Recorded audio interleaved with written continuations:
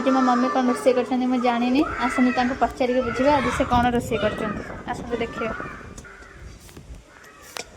Mummy आज तुम कौन रोसे कर आज मु पणस कठारे गोटे पणस कठा आलू भजा हाउ फुल वीडियो आपण मैंने देखिदेवे पणस कठा आलू भजा केमती होउचे।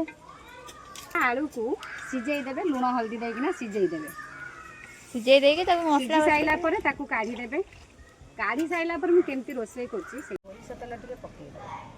सोरिष तेल जत गरम हबो तदरा आलू पणस कठा पकई भाजी आलू पणस कठा पकई भाजी साइला ताको काढ़ी देबे। आज तो मसला तापर पका प्याज रसुन पड़िबनी अदा मसला रे प्याज रसुन अबु पकई गोटा भल मसलाटा हबो। या सब काढ़ी देना पुणी कढ़े टे तेल देकी तेल तापले मसला को पकड़ अदा मसला अदा लसुण प्याज सब पड़ी मसला मसला को भल भात लंका गुंड पकड़े मुझे तो अल्प खाए अल्प लंका पकड़